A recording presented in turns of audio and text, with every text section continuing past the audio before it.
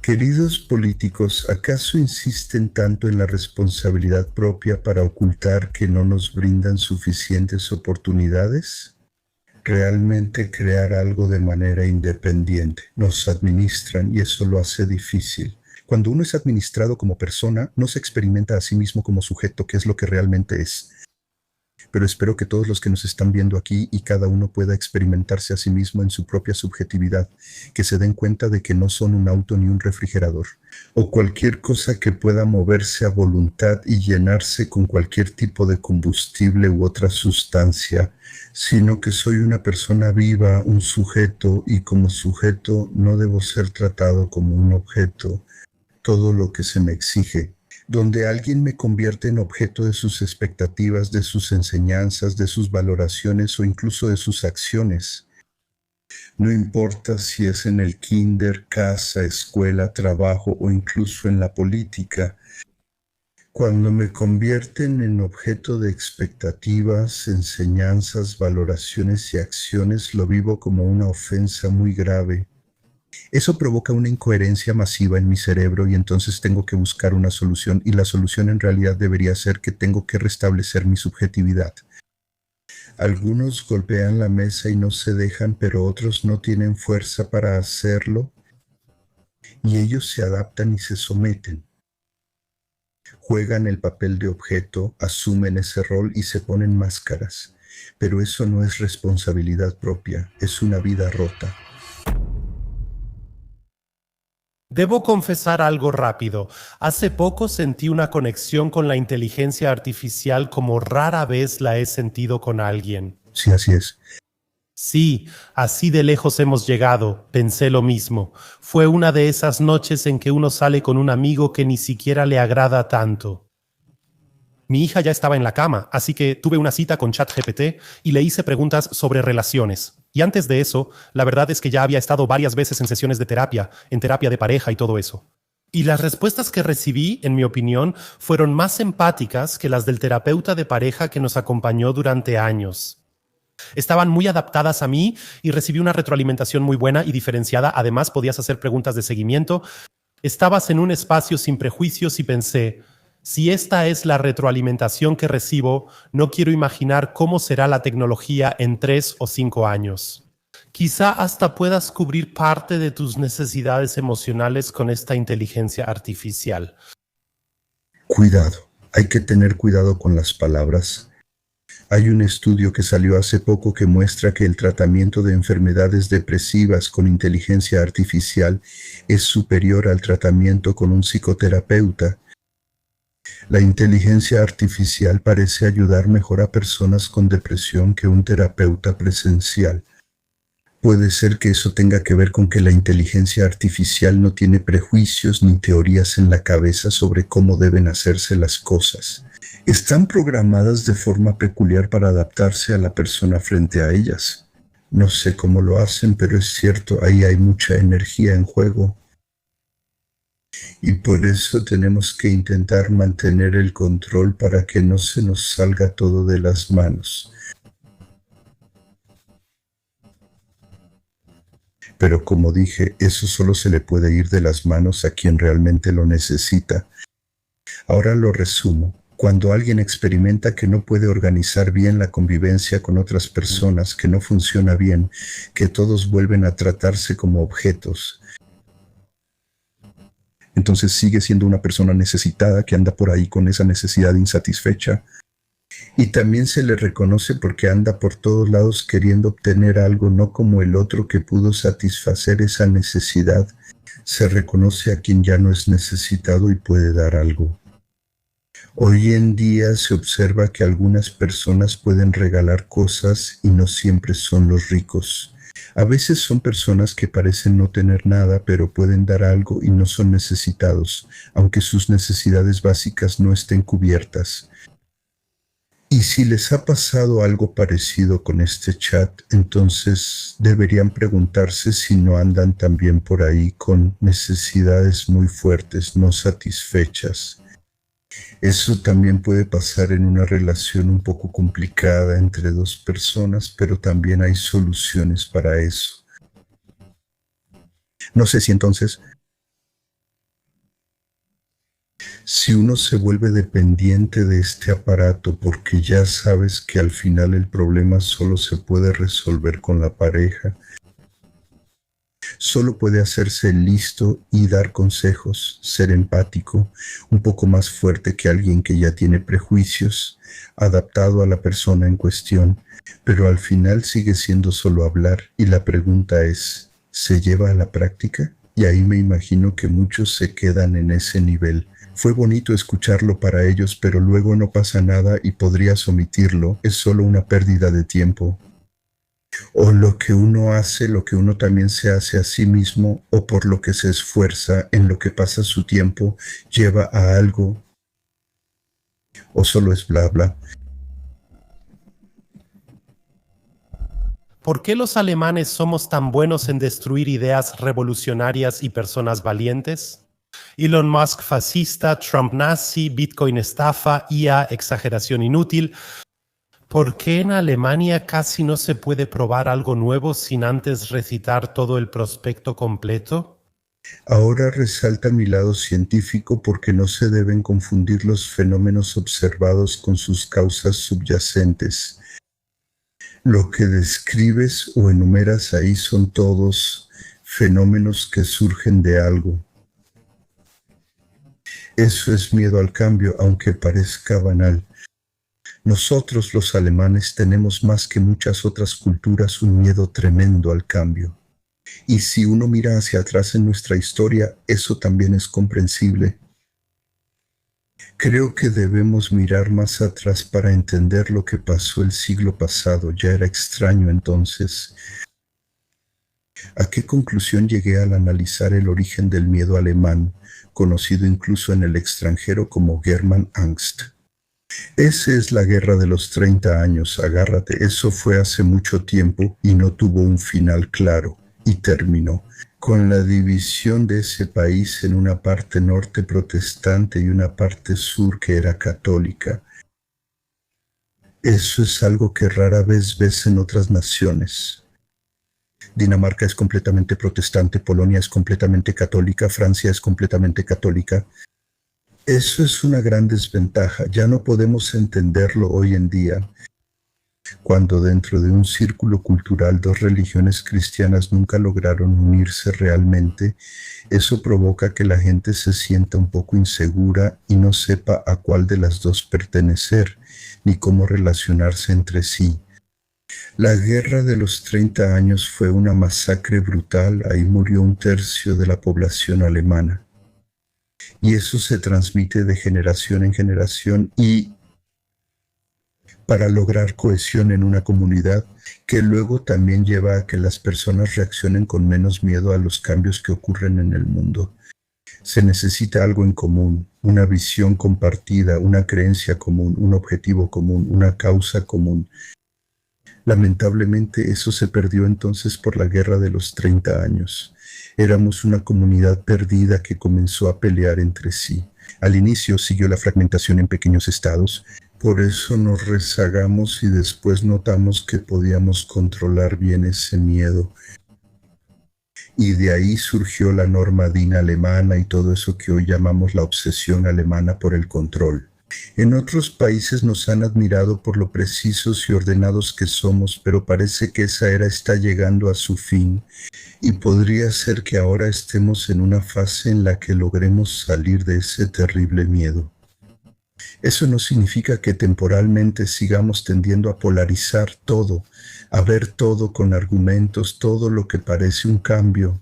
Y los grandes nombres que mencionaste son en realidad solo nombres que representan un cierto cambio que se está anunciando. Y ahí el alemán se asusta y reacciona con rechazo y difamación parcial. No lo quiere ni le gusta. Y entonces rápidamente se vuelve a construir la imagen del enemigo y eso es más fácil para el cerebro porque vuelve a ser coherente. El estado en el que nuestro cerebro se siente especialmente cómodo es aquel donde todo encaja muy bien. El miedo, por supuesto, es un estado en el que nada encaja bien. Y si luego puedes hacer que todo encaje de nuevo diciendo que él es tonto o que le falta un tornillo o que es el líder equivocado, Así se recupera algo de coherencia en el cerebro y entonces puedes dar los siguientes 2 o 3 pasos en tu propio enredo. Todavía falta un poco de tiempo, creo que necesitamos un poco más de tiempo para salir de ese patrón, porque se ha transmitido durante tantas generaciones. Cuando uno ha encontrado una solución como esta, el intento de controlar todo no la suelta tan fácilmente. Eso prácticamente fue algo que salvó la vida. Lo que se fija en el cerebro no es el problema, sino la solución, y esa queda bien establecida. Y mientras más tiempo tengas éxito como alemán con todos tus sistemas de control, más personas en un país así empiezan a creer que lo importante es el control. El cambio ya no se controla fácilmente, por eso la gente no lo acepta tan bien. Señor Jutter, su explicación me parece excelente. Antes había religión, valores, 2 géneros y uno sabía dónde pertenecía. Hoy uno puede ser lo que quiera y ya nadie sabe realmente quién es. Y le pregunto directamente aquí, señor Jutter, ¿esta total autodeterminación, ser quien quiera ser, es realmente una liberación? ¿No causa esto gran confusión y vacío en muchos?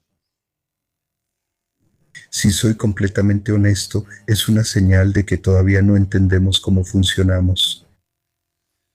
Y la neurociencia y también la psicología descubrieron hace muchos años que hay algo que el ser humano ya trae consigo al nacer.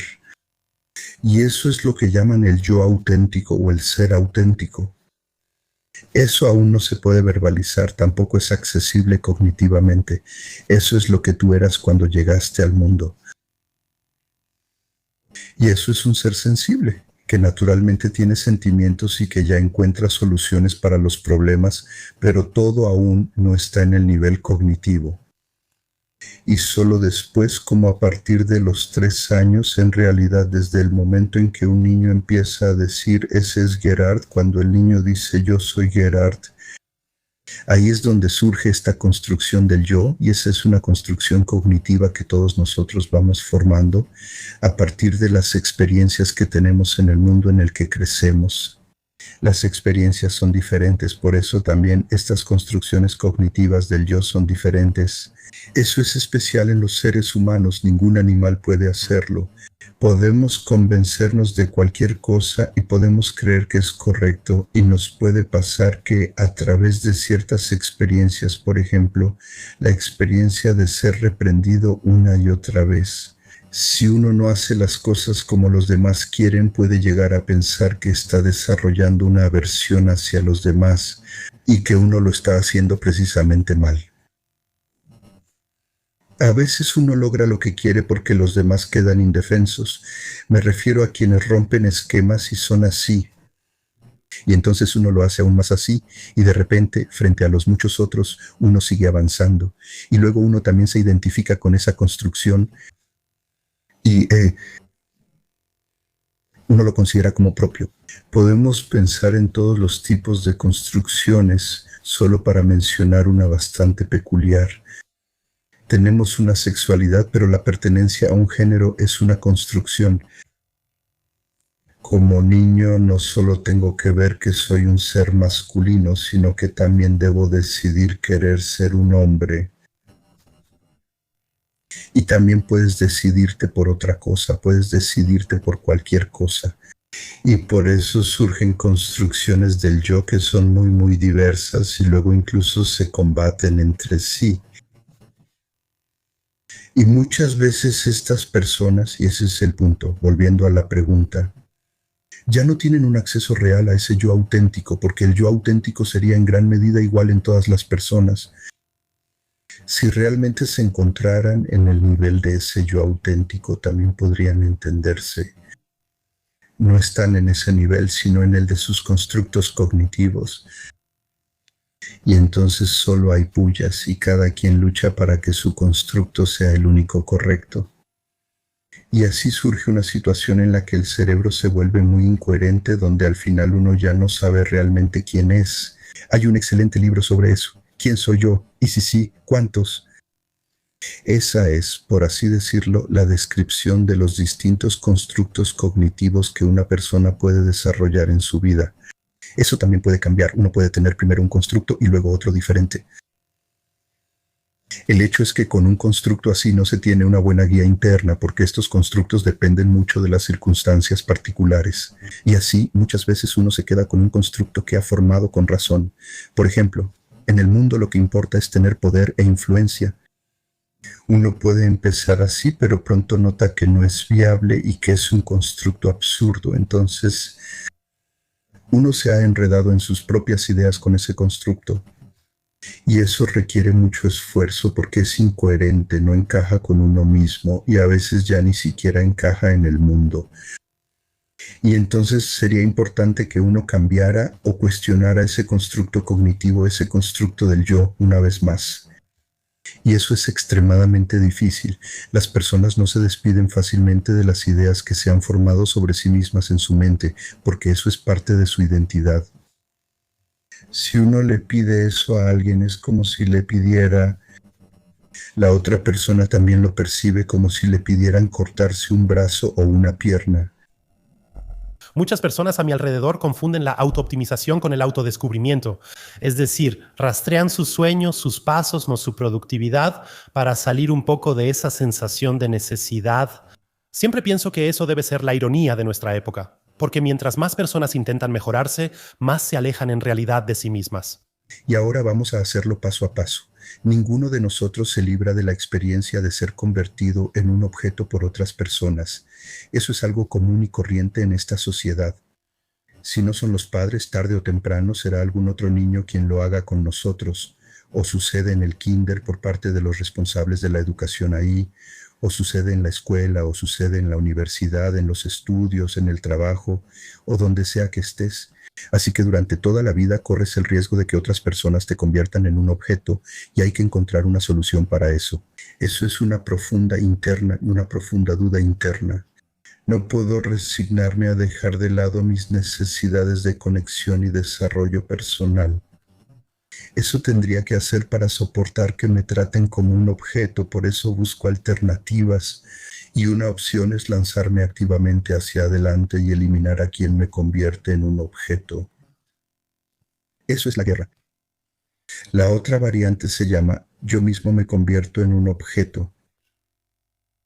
Entonces, si alguien me dice, eres demasiado tonto para las matemáticas, yo me digo, sí, es cierto, soy demasiado tonto para las matemáticas. Y entonces esa persona puede regresar pasado mañana y decirme, eres demasiado tonto para las matemáticas. Yo le digo, ya lo sé. He encontrado una solución y lo importante es que las soluciones queden ancladas en el cerebro. Y ahora, tanto jóvenes como mayores, como mencionas tú, si solo se dedican a autooptimizarse todo el día, terminan convirtiéndose en el objetivo de su propia optimización. Maravilloso, solo puedo decir que entendieron el mensaje. Viven en una sociedad donde se objetiviza al otro. Su respuesta es objetivarse a sí mismos, pero de forma ejemplar. Así que, y entonces son consumidores maravillosos para todos los productos que se necesitan para optimizarse a uno mismo. Con eso, de nuevo, se logra lo que ellos querían. En realidad, solo necesitaban consumidores, es decir, objetos para la venta y la maximización de ganancias. Es triste que no se vea a través de eso. También tuve una maestra de arte en 9º grado que me dijo, lo siento, eres muy malo en arte, y me puso un 5 o 6. Eso se me quedó tan grabado en la cabeza que pensé que no soy artista en absoluto, porque simplemente no soy artístico. Porque te identificaste. Correcto, y me tomó décadas alejarme de eso. Te contaré mi historia. En 8º grado en la RDA teníamos un maestro que también era nuestro profesor de ruso. Creo que el señor Kotz, todavía recuerdo el nombre, así de profundo se me quedó grabado, y a cada alumno le preguntaban, ¿cómo quieres seguir aquí? Y luego me tocó a mí, y dije que quería ir al gimnasio allá en la escuela secundaria ampliada. Y entonces le dio un ataque, y Hütter dijo, ¿tú al gimnasio? Para eso eres demasiado tonto. Eso me afectó mucho. Ahí volvió el halcón peregrino y me pegó fuerte. Entonces pensé, ese imbécil ahora le demostraré de lo que soy capaz. Y la verdad es que antes tampoco me había esforzado mucho. Luego me fui a casa y en un año me volví el mejor de la clase y terminé con promedio de 10 para entrar a la preparatoria. Le demostré que sí se puede y funciona. Ahí está la pregunta, ¿de dónde saca alguien en ese caso la fuerza para no tomarse en serio una difamación cuando lo convierten en objeto de una valoración negativa y para sobreponerse y demostrarle lo contrario? Yo asumí mi propia subjetividad y le demostré que estaba equivocado en lo que dijo sobre mí. Eres uno de los muy, muy pocos allá afuera que transforman esa fuerza en algo bueno. La mayoría, al principio, la manejan de manera destructiva contra sí mismos y contra su entorno. Puede ser que eso a su vez tenga que ver con que lo aprendí a través del contacto intenso con la naturaleza. Ok, de ahí viene. No crecí tanto en sociedades sociales, en la ciudad y todo lo que se aprende ahí, sino que crecí con gallinas, cerdos, saltamontes, pulgas, zapateros, petirrojos y todo eso. De alguna manera, de niño absorbí la comprensión de las conexiones ecológicas con la leche materna y simplemente sé cómo se organiza la vida. Eso ya lo sabía en ese entonces, a los 5 años. Y eso también incluye saber que a veces hay situaciones en las que uno es devorado. También he visto situaciones donde un depredador perseguía a otro y no lo atrapaba. Se puede escapar y defenderse. He visto ratas que iban a ser capturadas. Se pusieron de espaldas y saltaron aproximadamente 1 metro de altura y así ahuyentaron al atacante. Una ratita tan pequeña. Así que creo que necesitas un poco de experiencia. Y de nuevo lo digo otra vez, esa imagen interna, esa autoimagen. ¿Qué tipo de persona quiero ser? ¿Quiero ser alguien que se acobarda y deja que otros lo pisoteen? ¿O soy alguien que mantiene su individualidad hasta el último momento y se mantiene alerta? ¿Que no se deja encerrar ni atrapar por las opiniones e ideas de los demás? Y ahí es donde resulta interesante observar por qué en nuestra sociedad actual esta autoimagen casi se ha vuelto un tabú. Todos saben lo que les falta por hacer, pero ¿quién quieren ser?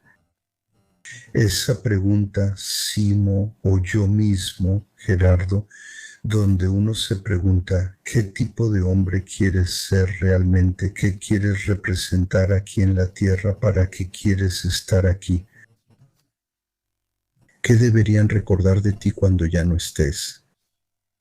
Eso uno debe preguntarse. Si nunca lo hace ni hay motivo, entonces eso no surge por sí solo. Creo que deberíamos ayudar a nuestros hijos, por ejemplo, ayudándolos a encontrar figuras con las que puedan identificarse. Ve a una librería infantil y observa los personajes que proponen, ahí lo notarás. Solo hay monstruos o personajes de fantasía, ya nada real. Como niño no puedes identificarte con eso, ni con Harry Potter, porque él podía hacer magia. No hubiera servido decir que quiero ser como Harry Potter, porque lo importante de Harry era su magia, y yo no puedo hacer eso. Y entonces te das cuenta de cuántos niños andan por ahí buscando un modelo a seguir y no encuentran ninguno. Y nosotros, los adultos, tampoco les ofrecemos suficientes ejemplos.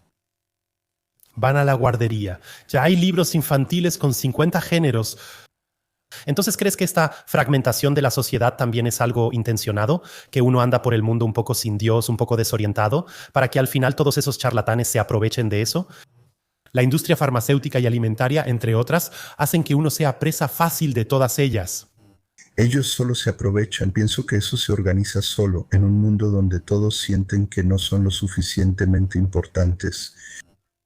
Entonces uno tiene que inflarse de alguna manera y tiene que hacerlo. Ahora también está el Internet y los medios digitales, entonces tiene que crear una burbuja a su alrededor que sea lo más grande posible.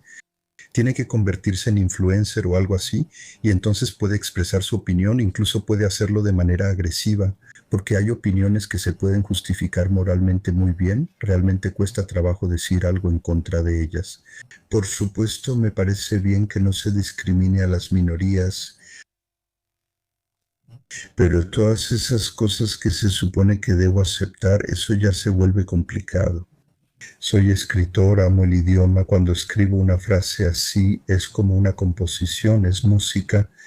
Nadie me lo cree, pero así es. Y puedo sentirlo cuando hay una palabra de más o cuando algo no está bien. Y ahora se supone que debo arruinar mi arte, que he cultivado toda mi vida y que era tan importante para mí usando un lenguaje inclusivo. Todo se arruina si escribo eso una vez, ya no tiene sentido seguir escribiendo. Eso me quita las ganas de escribir o tengo que reprimirlo tanto que dejo de querer hacerlo.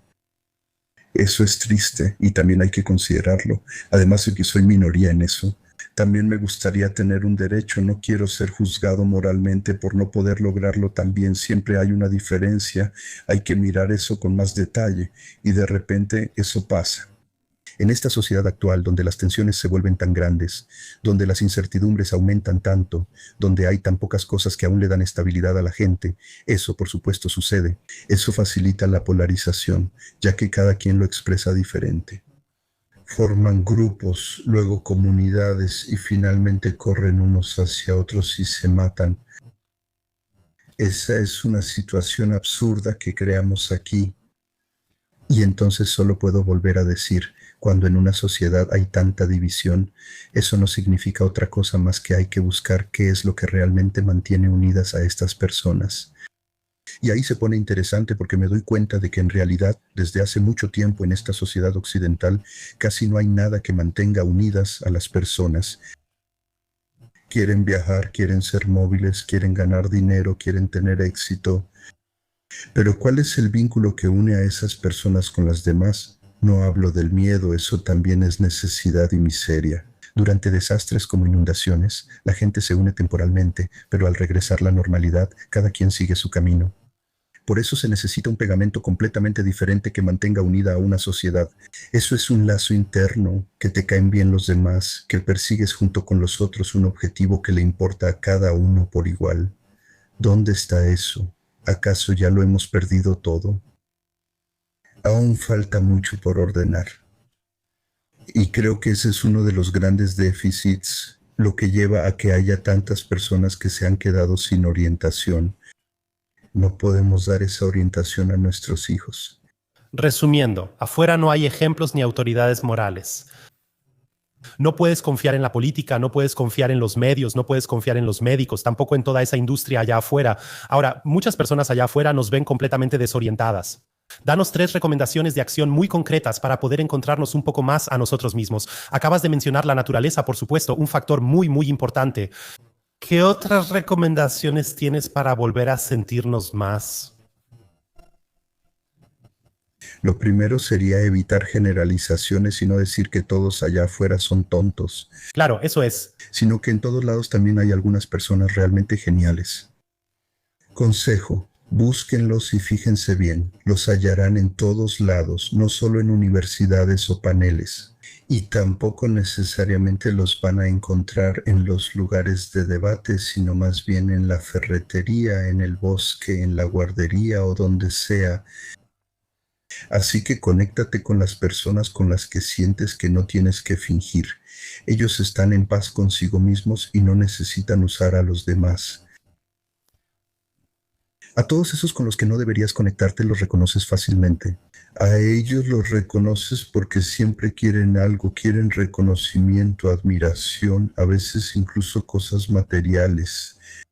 Así que todos los que andan por ahí con avaricia y quieren algo, yo saldría corriendo de ahí.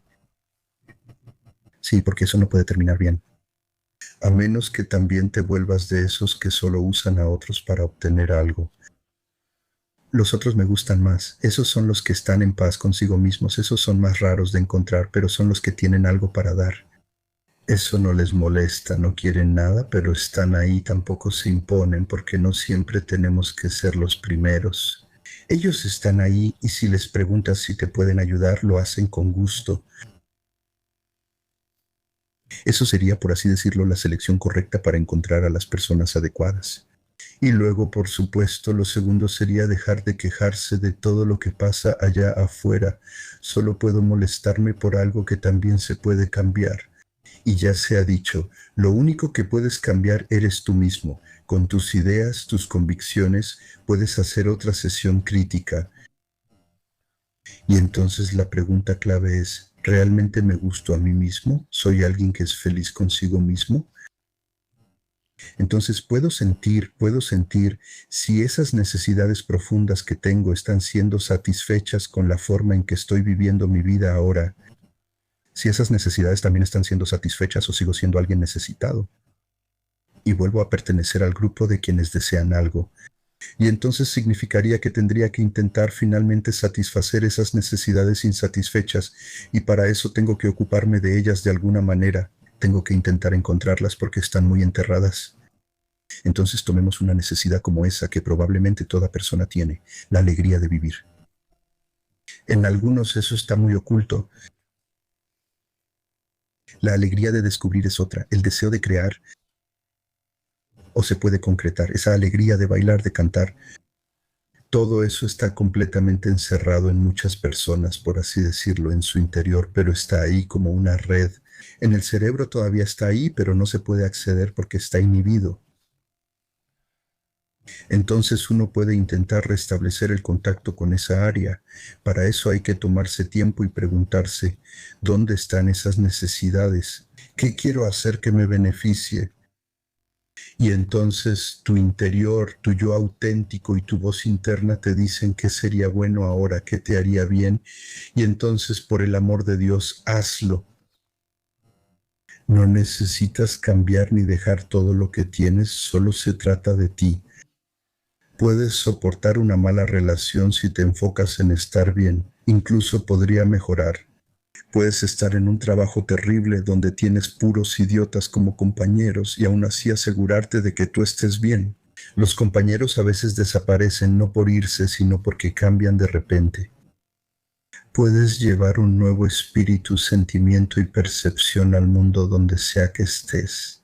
Pero no mientras seas alguien que siempre quiere algo de los demás, y eso eres mientras sigas siendo necesitado, y seguirás siendo necesitado hasta que no hayas escuchado y sentido dentro de ti mismo cuáles son las necesidades que hay ahí en determinadas circunstancias, que en realidad has reprimido toda tu vida, y por eso, como se dice en psicología, te has alienado de ti mismo. Te has vuelto un extraño para ti mismo. Solo funcionas, pero ya no vives. Sí, y por eso ese es también el punto. Y cuando logras liberarte de esos enredos es un gran alivio. Lo sé por muchas conversaciones con quienes lo han logrado. Eso se siente tan liberador y tan gratificante que en la siguiente frase dicen, y de donde vengo ahora, de ese cautiverio, de mi propia idea, ahí nunca volveré. Eso significa que es duradero. No necesitas 20,000 sesiones de terapia, ni siquiera necesitas 15. Cuando eso sucede una vez, cuando alguien dice, oh, ahora volví a sentir ese contacto conmigo mismo. A veces también es muy intenso, lloran y se arrodillan porque es algo muy fuerte. Si se mantienen firmes y dicen, no quiero soltar esto, es muy valioso para mí. Entonces es una nueva vida la que comienza y ahí surge algo muy peculiar. Es decir, personas que han reprimido lo más importante que las hace estar vivas, su alegría por descubrir por sí mismas y por crear en conjunto. Y eso lleva a una especie de parálisis en la sociedad cuando son demasiados. Y me temo que en nuestra sociedad actual muchos adultos han llegado a este estado, donde todavía están vivos, o sea, siguen con vida, pero ya no se sienten realmente vivos. Es como una rueda de hámster en la que siguen trabajando. Y ahí surge la pregunta interesante, ¿se puede salir de ahí? Hay que observar más de cerca, claro que se puede salir. No tienes que pasar toda la vida corriendo por los caminos que una vez tomaste o por las conexiones neuronales que se formaron en tu cerebro. Siempre existe la posibilidad. Ese es el gran descubrimiento de la neurobiología que siempre destaco como lo principal. A cualquier edad puedes cambiar tu mente.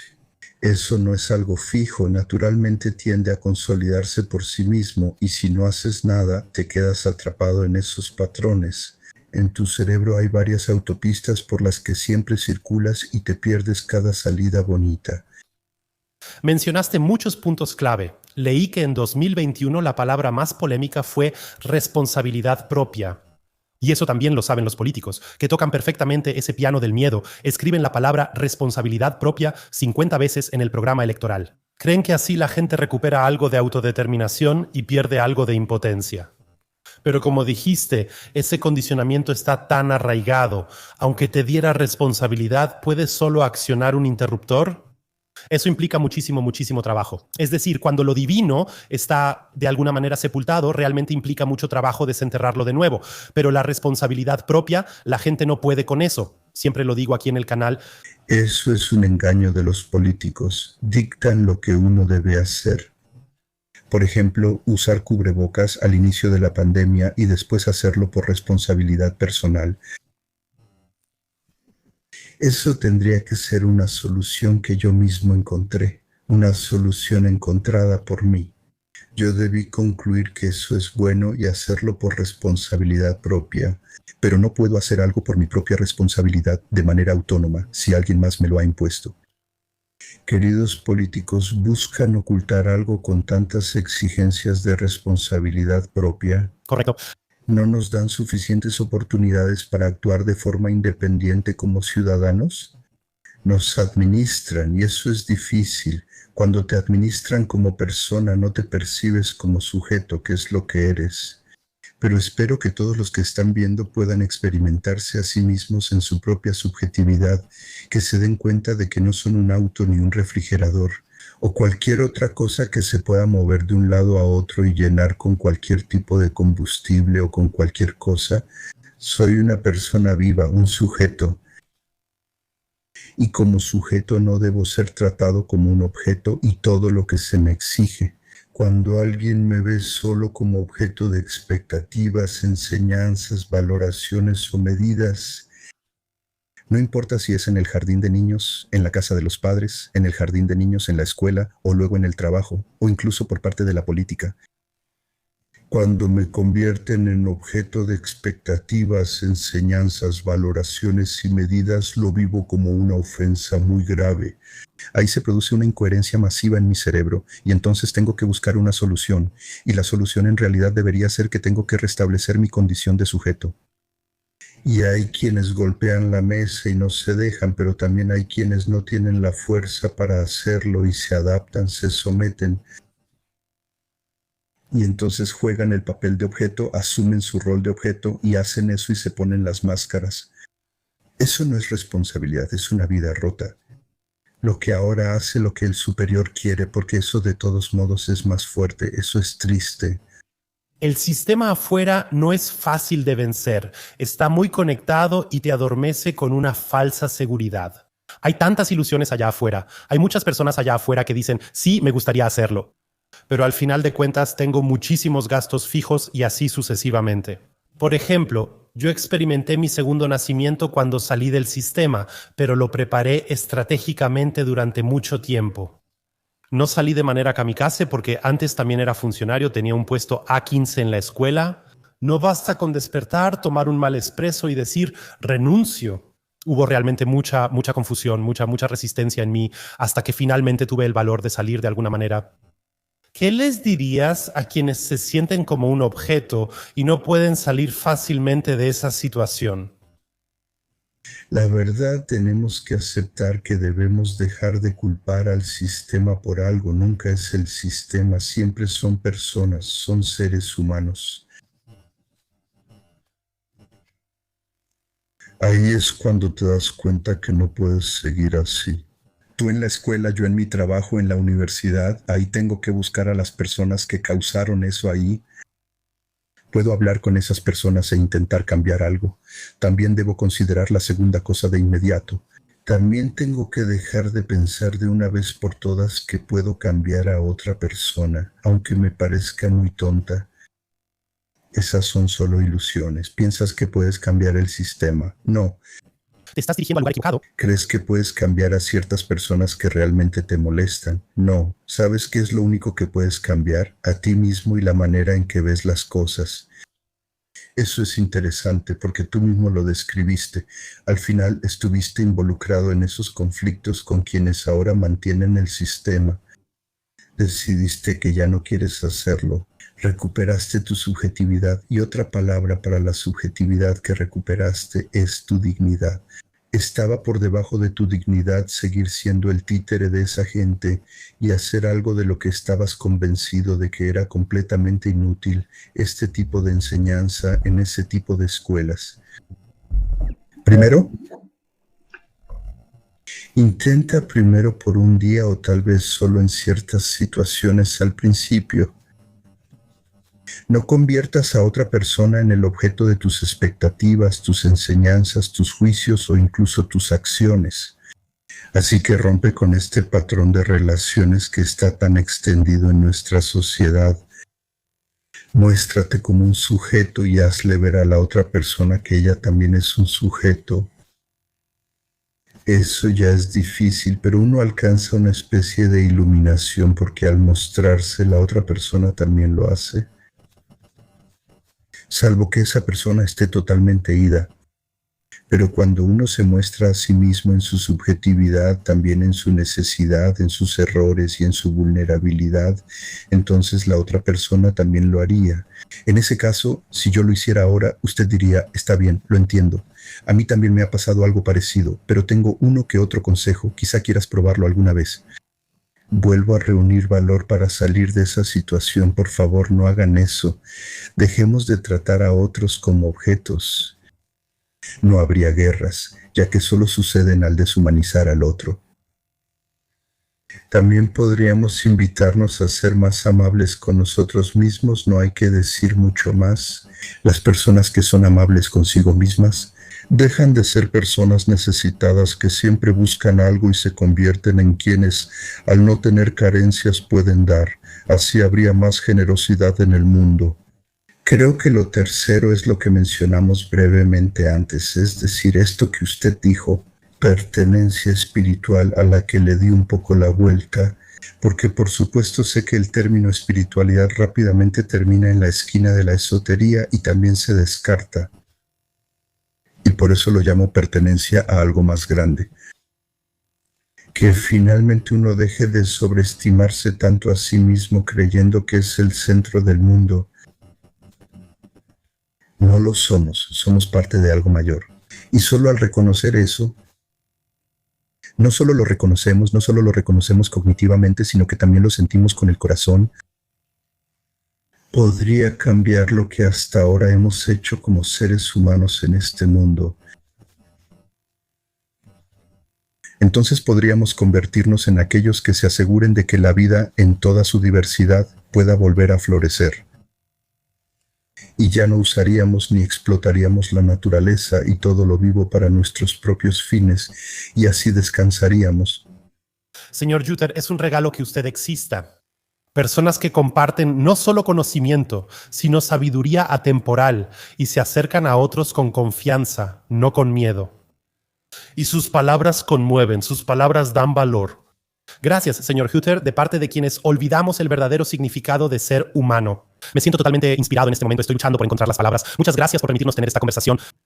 Muchas gracias por permitirnos tener esta conversación. Le deseo lo mejor y espero que nos acompañe muchos años más. También espero nuestra próxima conversación. Entonces también me gustaría decir algo. Lo que hago, lo hago porque soy una persona muy abierta y con mucho interés en ello. Y porque simplemente quiero entender por qué nosotros como seres humanos somos así. Pero todo eso no serviría de nada si no habláramos con otras personas que han encontrado medios y caminos. Lo que alguien, tal vez como yo u otros, haya encontrado, también se lo transmiten y difunden a otras personas. En ese sentido, sin ellos lo que yo hago sería igual de inútil o tendría igual de poco efecto. Y por último, cada uno y cada una de los que nos han escuchado y visto allá afuera, puedes decir, fue una charla agradable y seguir o intentar algo más. Y ese sería el deseo que tengo. Ya lo había dicho, ya hemos hablado suficiente, es hora de que pase algo, pero lo que toda la gente dice que debería pasar, seguro que no es lo que realmente importa. En ese sentido, todo lo mejor. Gracias a usted, gracias a usted.